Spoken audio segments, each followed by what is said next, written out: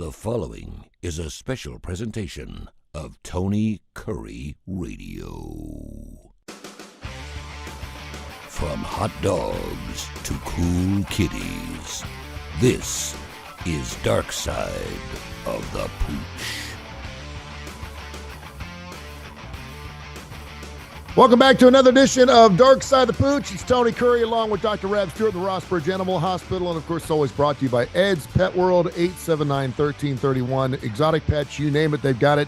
They've got everything from sugar gliders to chinchillas. They got baby rabbits. They got Cayman crocodiles. They got fish. They got everything. Check out Ed's Pet World, in business now for 50 years right down there in beautiful Homewood. You've been to Ed's Pet World, haven't you, Dr. Rab? Like 1,000 times. Yeah, I know, man. Don't you love that place? Also, don't forget about Seth's Toy Closet. He's got this toy thing going on. It's about 50-50 now. The toys are overtaking the pets. He's also got his own store right there in Homewood. Check out Seth's Toy Closet. Proud sponsors of Darkside of the Pooch. And, of course, you can also now watch us on your favorite Tony Curry Radio YouTube channel. What's going on at the Rossbridge Animal Hospital, by the way? Anything exciting news happening since the last time we spoke? I mean, nothing new, same old stuff. I'm very, I've got a face for radio. It's like I told you when we started today, man. This is a whole new world for me. It is. It's good. And we wanted to give everyone an opportunity. If you're listening to this on the TKR app, we greatly appreciate you. But you can now watch the show on our YouTube channel on Tony Curry Radio. That's Kurre. And, of course, continue to send your emails, info@TonyCurryRadio.net, info@TonyCurryRadio.net. So no special procedures or any operations or anything fun that's happened at the Rossbridge Animal Hospital?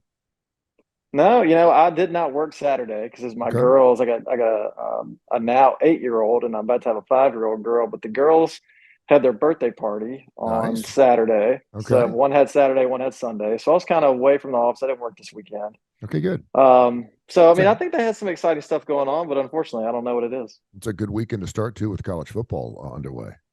Man, what a wild weekend. That was crazy. Let's get right into it here. Joe in Lincoln, Nebraska, info@TonyCurryRadio.net. Ask Dr. Rab, do dogs really like watching football? Mine doesn't. Mine could not care less about it. You want to see my dog? Can I turn this thing around? Yeah, absolutely. Yeah. All right, let me see if I can turn this thing around. Here we go. Turn around. There's the Renzo boy. Can you guys see him? You see Renzo? Hey, buddy, what's up? Renzo. Oh, look.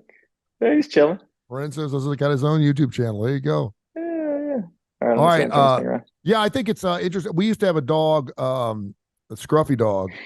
Whenever we had too many people over at the house, it would get a little, it'd get a little iffy. It'd get a little sketchy because he gets really excited. And then when everyone would cheer and everything, he would start barking and he'd start pooping all over the living room floor. It would just come out of his butt. It would just come shooting out whenever he got really.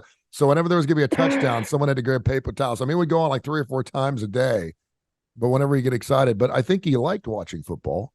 But I mean, he wasn't one of those guys who just sits on the corner of the couch and watches. He has to get into it a little bit. Yeah, I think that happens to some older people. They get so excited the football. They get so excited and they got to change their pants. He is Dr. Rab Stewart, Rossbridge Animal Hospital, the RossbridgeVet.com. That's their website. Of course, Rossbridge Vet on Twitter as well as Facebook. Check it out in your email questions. We got a bunch of them here. Randy in Wetumpka wants to know, we kind of went through this last week. How can I ask my guest in a nice way that come over to my house to watch football games not to feed my pooch? He said, I've asked them repeatedly, don't feed my dog anything. There's always one guy that always feels like he's got to feed the dog because he wants us to be the best friend. You know what I mean? But he's like, I'm tired of having my friends over and they keep feeding my dog and I don't feed my dog scraps. And I can tell because after they leave, he comes panting towards me. How can you go about that? What's the proper way to tell your guest not to feed your dog when they come over? We had an interesting discussion about this with one of my clients last week. It was a little bit different. But she had a rescue dog that was great with her, but a couple of other family members kept wanting to touch the dog and play with the dog, and the dog didn't want them to. So it's kind of the opposite of that. So what I tell people is just blame it on me, blame it on the veterinarian. The last time you guys came over, you gave my dog a bunch of food, it got diarrhea, it threw up a bunch, and it ended up costing me, $300-400, whatever, insert dollar figure wherever. And so if you guys are going to feed my dog, y'all just need to go ahead and leave me a few $100 so I can take care of the vet bill. Oh, that's good. That's really good. Blame me, man. I like that. And you've also mentioned in previous shows, you could say your dog's on some type of medication. We don't want people lying, but I mean, hey, listen, you got to, if they're going to feed your pet, you don't want them to, tell them your dog's on a special, and tell them as soon as they walk in the door, hey, listen, Fritos, man, is on this special diet, and if he eats, he's going to get really sick, or it could even kill him. Or tell him he's got fleas. Tell him he's got heartworm. tell him he's having some issues, and do whatever. Tell him he has pancreatitis. And if my dog eats something wild, anything off of the special diet, it's going to get sick. True. He is Dr. Reb Stewart, Rossbridge Animal Hospital. I'm Tony Curry. An update. Did you hear about this lost dog? We talked about the woman who lost the dog. She was traveling from the Dominican Republic to Atlanta. Remember? What happened? They found the dog. It was in the cargo hold, and it's been there for 3 weeks. It was alive and well. Yeah. Oh my gosh. So when you hear this story, you're right away thinking Delta. What's wrong with Delta? So let's back it up a little bit and get the true story. So evidently, the woman was flying from the Dominican Republic to Atlanta. She got on the plane, but she had a problem with a visa because her visa was fake. So the dog made the trip, but she did not. So when we first did this story, oh my gosh, they lost her dog and it's horrible. And how horrible is Delta? So she tried to get on the plane with a fake visa. Her dog got on with the right visa, evidently. And so the dog flew, it landed, and there was no one there to pick it up. And that's why it got lost. And they looked for it. They decided to let it go. They heard some whimpering, and then they ended up finding it in the cargo hold of the airplane 3 weeks later. I don't know how a dog lives 3 weeks in the cargo hold of an airplane, but he did. Well, there's no way it was in the plane, because that plane's it's just gonna keep flying. Did they not put it in the airport somewhere? It's got 1 million frequent flyer miles now. That dog is unbelievable. Yeah, evidently it was in the cargo hold. So I don't know if maybe someone was feeding it. Maybe it turned out to be a Delta mascot. I don't know, but the dog is fine, and she's going to get her dog back. So there you go. Wow. Trudy in Fall Creek, Tennessee. It's the first time we've got one. We're leaving our Pekingese for 4 days for the first time. She crates very, very well, and we're not too worried about her, but we're wondering about pet sitting. She said, should I have a neighbor come over twice a day, feed it, walk it, make sure it's okay, and leave? Or should I have that pet sitter actually stay at the house to make sure my dog doesn't get anxious? And she wants to know, what should she pay her pet sitter for each of those instances? That's a great question. I've left town before for like 2 or 3 days. I don't like anyone to watch my dogs for like a week because I think it's just too much to ask. And because they do need to go out at least twice a day. They need to be fed a day, which means they need to be fed. You need to wait for them to eat, and then you need to take them out. And sometimes they know that we're not there, so they don't want to come back in the house. And it's a huge ask. But I never know what to give somebody. Most times you have neighbors that are nice enough to do it for free, but I do like to offer something. But what should you what should you pay a pet sitter if they're just coming over twice a day, and as opposed to actually staying at the house? I'll give you what the going rate is where my brother-in-law lives in Nashville. Okay. Because he does this when he goes on vacation with his kids every summer. He does this. So he's got kind of a friend. He's got a neighbor, and they do it for $200 a week. Okay. So I mean, that's if they stay at the house. No. That's just if they come twice a day. Oh, wow. If they come twice a day. So, I mean, I feel like that's pretty reasonable if they're coming twice a day. But, I mean, if the pet could say what they wanted to do, they would probably prefer somebody be there, throughout the night, like just a normal routine day like you would have if you were at home. But that's gonna be a lot more expensive. I would think that if you're also house sitting and you're maybe letting the people eat your food, or it's kind of almost like a hotel and I'm taking care of your pet while I'm there. I mean, I think maybe $50 a day would be pretty reasonable. Okay. If you're lucky enough to have a loser friend that doesn't have a place to live, that's the right. That's the guy you want. Hire a homeless person. Hire you a homeless person. There you go. They'll do it just for the week of the roof over their head, but they might move out all of your stuff. Yeah, during that week. So you say $200 a week, and that sounds like a lot, but let's be honest. If you're boarding your pet, it's going to cost a hell of a lot more than $200 to board your animal, right? It will. I mean, there's a little bit of a fluctuation, but most places you're going to pay probably between 25 and 35, maybe even upwards of 60 or 70 if they have these luxury suites with the camera on them. Mm-hmm. Where you can look at them 24/7. So, depending on where you stay, you could spend a lot more. But the benefit to being in a veterinary practice, and I'll be the first one to tell you, not all dogs can handle boarding.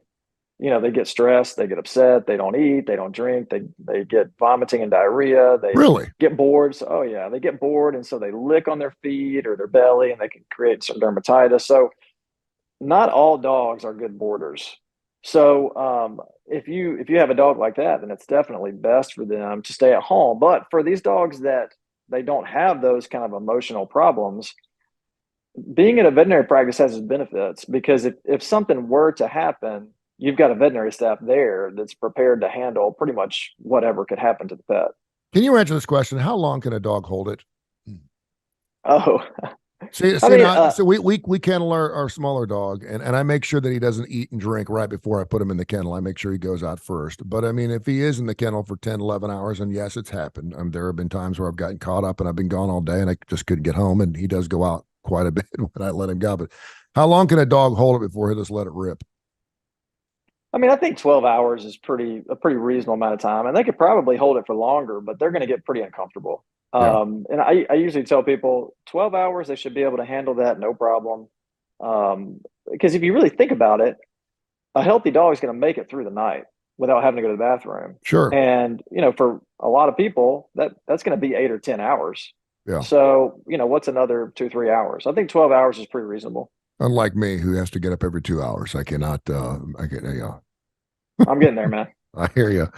Info at TonyCurryRadio.net. He's Dr. Reb Stewart, Rossbridge Animal Hospital.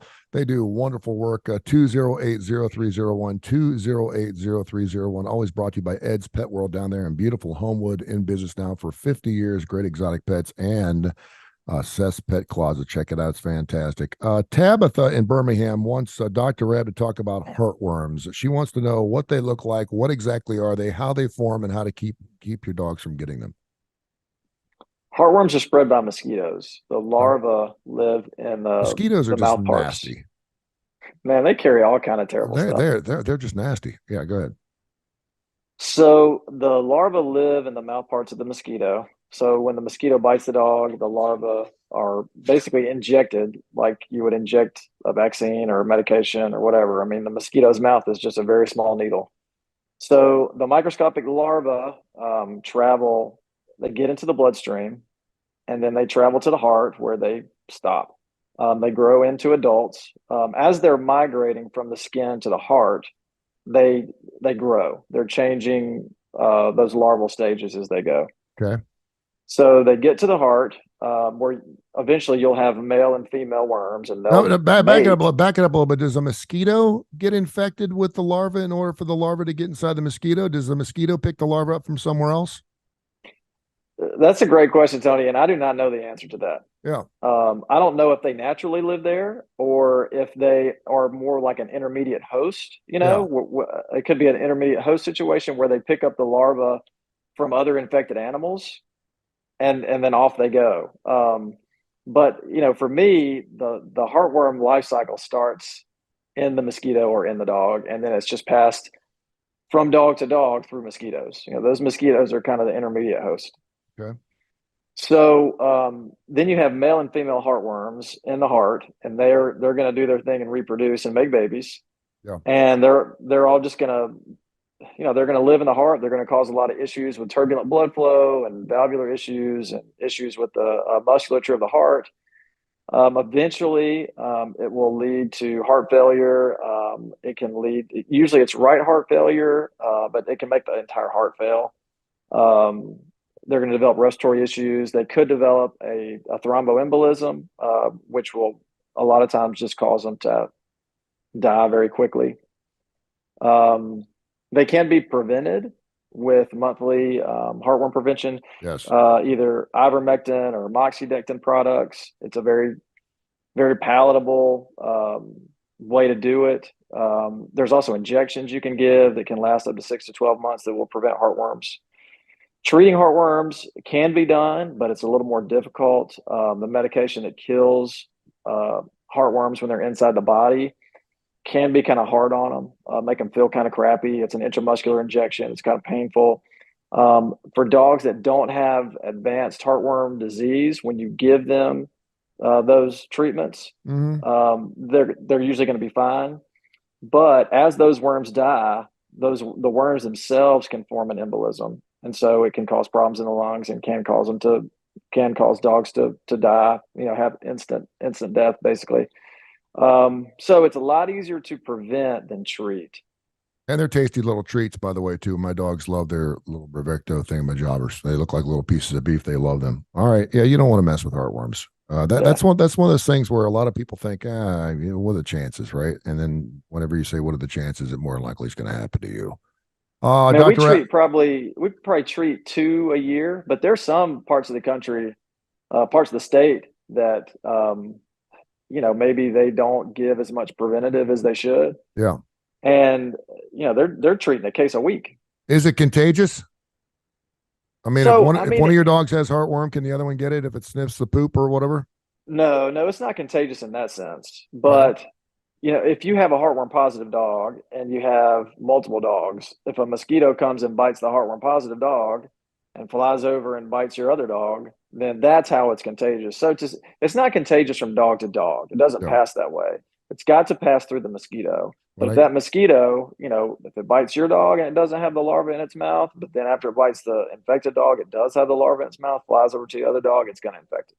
That's one of the questions I'm going to ask my good Lord Jesus when I get up there. Why did you create mosquitoes and fire ants? I don't get it. I know they're good for something, but we don't have anteaters down here in Birmingham. We got issues with that too. Ramey in Gulf Shores got a great question. This is a really, really long email. It sounds like he needs a marriage counselor, by the way. Ramey, get some help. Evidently, he's got a Doberman. His wife doesn't like the Doberman. He got it all fired up a couple weekends ago. It got all excited, and it took a snap at one of his children, his 11-year-old daughter, and it broke the skin. The wife wants to get rid of the dog, and he's like, it was just a scratch. It wasn't a bite. It was just, she bled a little bit on the back of the leg. She went to school the next day. All was good. He goes, is there an issue with my dog? He said he's never had an issue with his dog biting anyone. It's 4 years old. I just think that when you have an incident like this, if you don't take some kind of action, you're asking for trouble. Okay. What kind of action are you talking about? I mean, first of all, figuring out what happened. A lot of times the dog is totally fine, and I don't know the age of the kid, but sometimes kids are curious. If it's she's 11, she was 11. Okay, so with that age, I would just want to be sure. Hey, look, were you looking in the dog's ear, or were you poking the dog, or were you doing anything other than just either walking around the house or petting it or whatever? Yeah. And then if the answer is I wasn't doing anything except for walking past the dog or whatever, then I mean, I think you could have a problem. A dog that bites a person totally unprovoked, that's a scary situation, especially a kid. So if it was an unprovoked bite, then I think that you've got to start talking about some type of behavior modification. Let's figure out what caused the bite if we can. Either use medication or use a professional trainer to be sure that this doesn't happen again.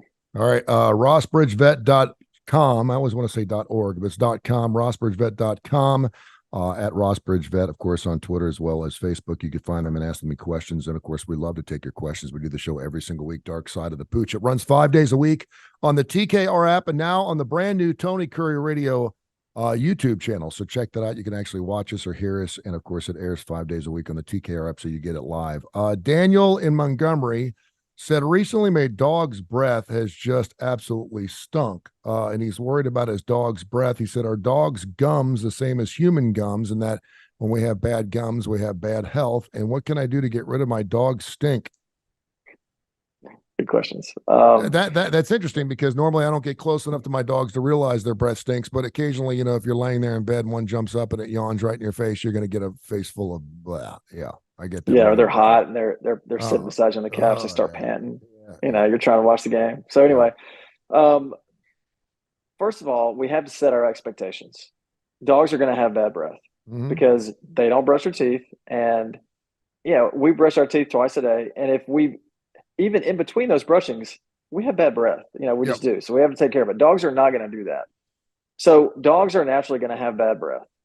what you want to be sure is that they don't have advanced tartar buildup and they don't have gingivitis or periodontal disease. And that's going to take, all you have to do is look in your dog's mouth. And if you see a bunch of brown stuff on their teeth or you see a red gum line, that's dental disease. Okay. And if you get that taken care of, their breath is going to be better for a certain period of time, but then it's going to get bad again. Dogs can also get some GI issues. So we're talking further down the GI tract, past the mouth. Sometimes they can have bacteria in their gut that can make them, have some bad breath. They can also have metabolic issues that can make them have bad breath, especially kidney disease.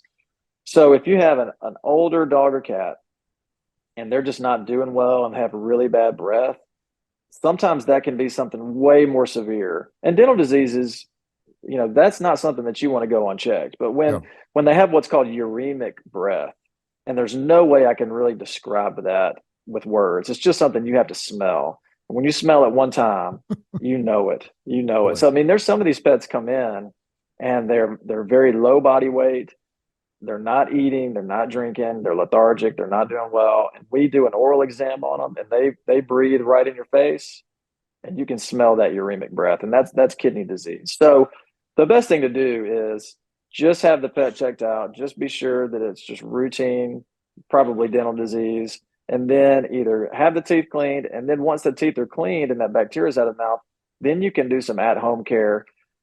People talk to me all the time about brushing my dog or cat's teeth. It's not going to go well. You can try. If you get a new puppy or a new kitten and you want to try to train them to do that, that's great.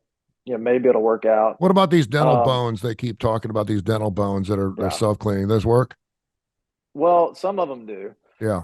If there's anybody out there that wants to have a good list of medications or preventative measures, there's a website, vohc.org, Veterinary Oral Health Council. Okay. And all of those things on that website are independently tested by a third party, and they are proven to improve dental health by 15%. So it's not It's not anybody. It's not a company trying to sell you something. It's not a veterinarian trying to sell you something. It's people that have tested these products, experts that have tested these products, and they're shown to improve by 15%.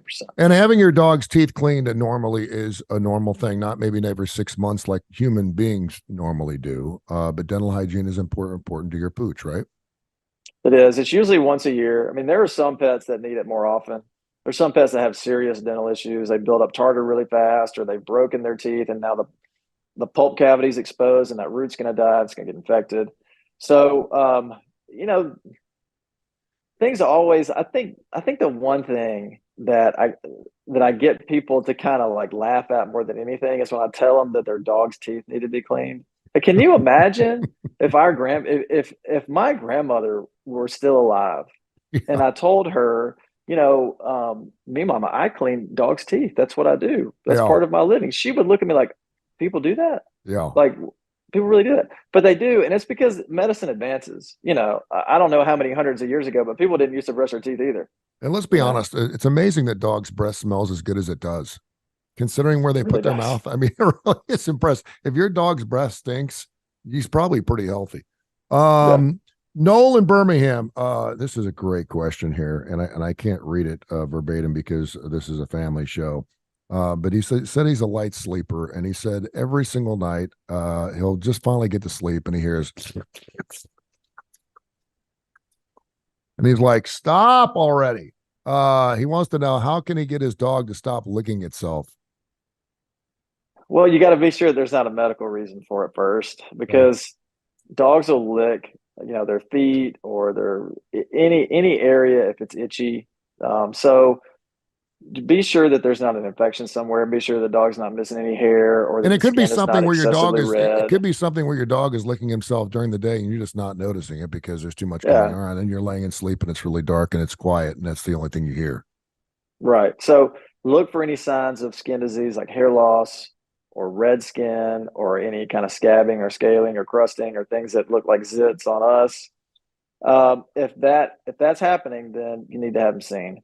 If it's not happening and there's no signs of skin disease or anything like that, then I don't know, maybe either get some type of behavior modification collar where you can hit a button, or maybe just gently tug on a leash, or Make the dog sleep in another room. It is amazing how long they will do it until you finally tell them to knock it off.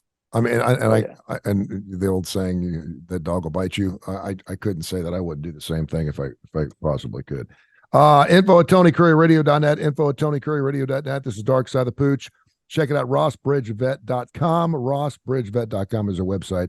208-0301, 208-0301. They're right there in Ross Bridge. It's one of the finest veterinarian hospitals you'll ever find. It's unbelievable. Final question. Chrissy in Dothan said she was recently told about a dog boutique that gives dog massages.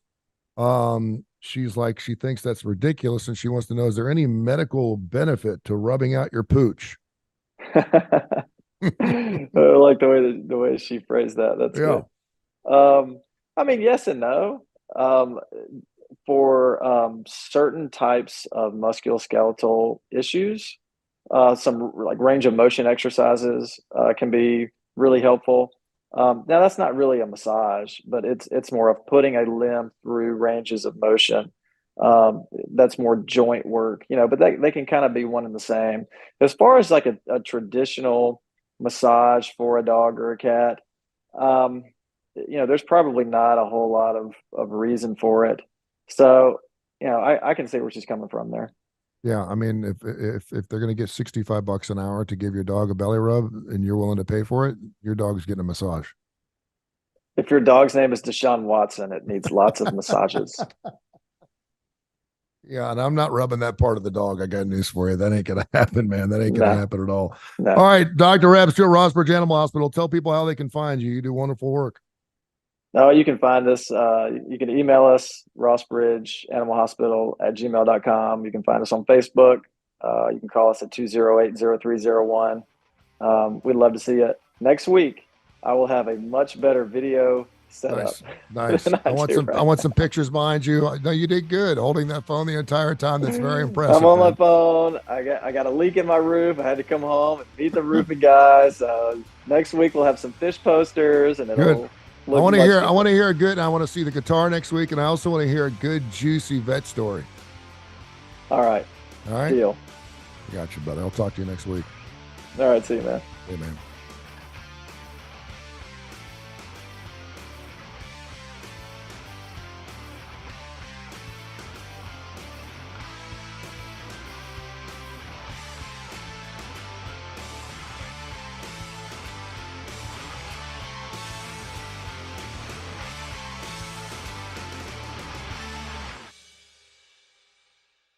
This has been a special presentation of Tony Curry Radio.